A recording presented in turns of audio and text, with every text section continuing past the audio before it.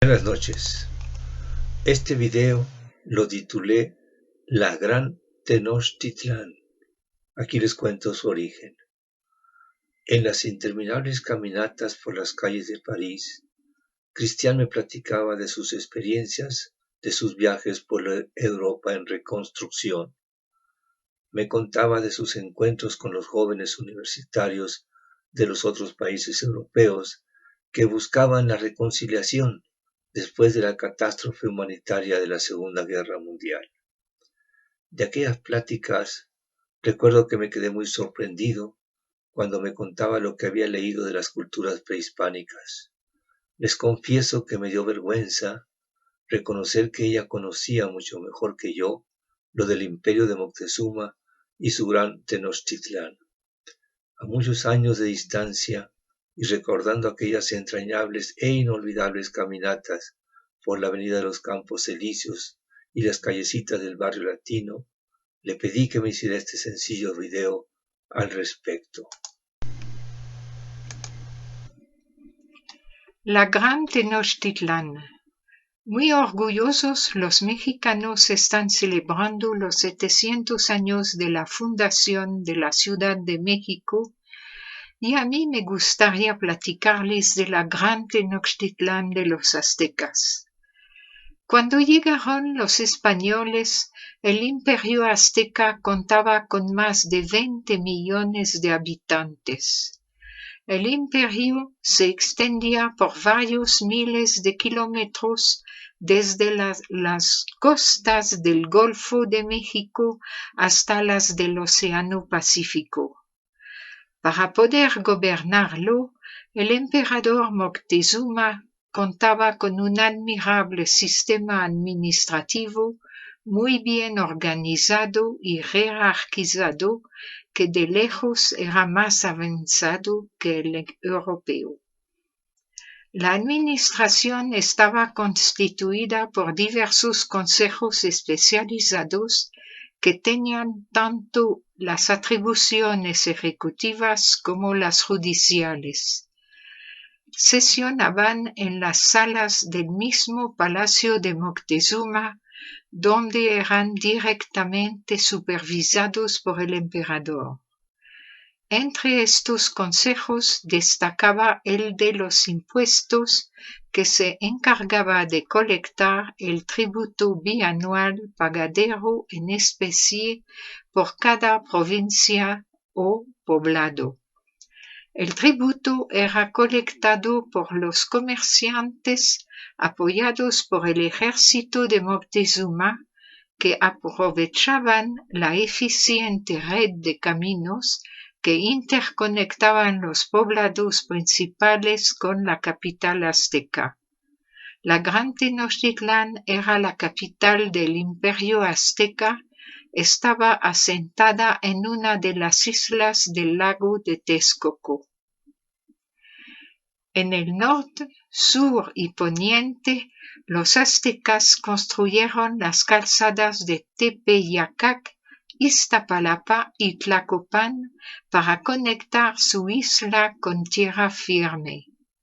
Por la de Iztapalapa llegaron los españoles con su ejército invasor y por la de Tlacopan salieron huyendo derrotados en la batalla de la Noche Triste. Y por la de Tepeyac, hoy calzada de los misterios, los aztecas iban a rendir culto a su diosa Tonantzin en el mismo lugar que ahora se encuentra la Basílica de Guadalupe, donde se le rinde culto a la Virgen Patrona de México. La construcción de la Gran Tenochtitlán significó una grandiosa hazaña de ingeniería civil. Todavía podemos ver vestigios del centro ceremonial con su templo mayor. Encontramos los vestigios del dique de Netzahualcoyotl de 13 kilómetros de largo que se construyó para el control de las aguas. Con ese dique, los aztecas lograron que la parte del lago al oeste de Tenochtitlán fuera alimentada solamente por el agua de lluvia y la dulce del lago de Xochimilco. El dique contaba con esclusas que servían para administrar los flujos y volúmenes de agua, para evitar inundación y también para facilitar el tránsito de canoas entre los lagos del Valle de México. El seguro suministro de agua de riego lo aprovecharon los aztecas para construir más de 70 kilómetros cuadrados de chinampas donde cultivaban frutas y legumbres para el suministro cercano de los alimentos que requería la capital. Esta abundancia de legumbres, complementado con las aves migratorias y con los peces, tortugas y algas que el mismo lago proporcionaba, hicieron de la Gran Tenochtitlán una de las ciudades y tal vez la primera ciudad en la historia que era autosustentable en alimentos. El mercado de Tlatelolco, al norte del centro ceremonial, evidenciaba la riqueza y desarrollo del imperio azteca. Todos los días estaba lleno de mercaderes, artesanos y compradores que realizaban sus negocios con orden y sin escándalos. Así lo describió Hernán Cortés en su segunda carta de relación al emperador Carlos V.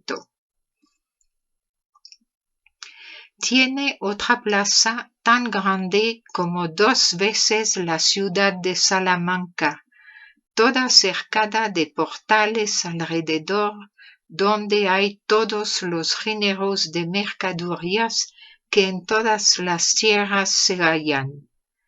Hay calle de caza donde venden todos los linajes de ave que hay en la tierra, venden conejos, liebres, venados y perros pequeños que crían para comer. Hay calles de herbolarias donde hay todas las raíces y hierbas medicinales que en la tierra se hallan. Hay cosas como de boticarios donde se venden las medicinas hechas como ungüentos y emplastos. Venden miel de abeja y cera y miel de caña de maíz que son tan melosas y dulces como las de azúcar, y miel de unas plantas que llaman maguey, que es mejor que arrope, y de estas plantas hacen azúcar y vino. Venden maíz en grano y en pan, venden pasteles de aves y empanadas de pescado. Venden mucho pescado fresco, salado, crudo y guisado. Finalmente, que en el dicho mercado se venden todas cuantas cosas se hallan en toda la tierra, que demás de las que he dicho son tantas y de tantas calidades que por la prolijidad y por no me ocurrir tantas a la memoria y aún por no saber poner los nombres, no las expreso. Hasta aquí un resumen de la carta de Hernán Cortés. Ahora quiero decirles que en la capital de los aztecas no había epidemias, pues en la ciudad había orden y limpieza, y para evitar enfermedades construyeron un acueducto para traer agua potable desde Chapultepec. Los aztecas tenían cuidado de la higiene y se bañaban con frecuencia, a diferencia de los españoles de la Edad Media, que vivían en la insalubridad, la suciedad y con la falta de higiene. En el imperio de Moctezuma y en la Gran Tenochtitlán no faltaban hierbas medicinales ni alimentos. No se padecía el hambre, que sí padecían en la España medieval, de donde venían los conquistadores, en la que, aparte de los nobles que vivían en castillos, la mayoría de la población vivía en la pobreza, la miseria y la insalubridad. Quiero decirles que entiendo muy bien que algunos de ustedes estén sorprendidos y hasta escandalizados cuando comento la miseria, insalubridad y hambre que existía en la Europa de la Edad Media. Y lo entiendo perfectamente, pues los historiadores siempre nos han contado la historia oficial de las naciones, la gran historia de los monarcas, reyes, generales, obispos y emperadores, pero poco o nada han contado de la pequeña historia de la gente común y corriente. Pero no todo está olvidado, pues algo conocemos de esta pequeña historia gracias a los escritores que con sus novelas también nos contaron parte de la pequeña historia de las naciones europeas. Nos las cuenta Victor Hugo en su novela Los Miserables y también lo cuenta Charles Dickens en su obra Oliver Twist. Victor Hugo también nos lo cuenta en su novela Notre-Dame de París, que sitúa en el año de 1482, es decir, 39 años antes de la caída de la Gran Tenochtitlán. Para terminar, quiero comentar que una vez derrotados los guerreros aztecas, los conquistadores españoles no dudaron en destruir los templos y los palacios del imperio de Moctezuma. Los conquistadores españoles, al destruir las obras y testimonios de la grandeza del pueblo azteca, pusieron fin a una sofisticada civilización que había alcanzado un alto grado de desarrollo humano para todos sus miembros. Por lo menos en la alimentación, la salud, la educación y la organización social, los aztecas fueron equiparables y a veces muy superiores a los pueblos europeos. Quiero terminar mi plática citando a Jacques Soustelle, el ex ministro de Cultura de Francia y gran conocedor de la civilización azteca. En todos los dominios, la cultura azteca había alcanzado niveles excepcionales y debe tomar un lugar en el espíritu y en el corazón de aquellos que consideramos que nuestro patrimonio común se compone de todos los valores concebidos por nuestra especie en todos los tiempos y en todos los lugares, entre nuestros tesoros, tan preciosos por ser tan raros.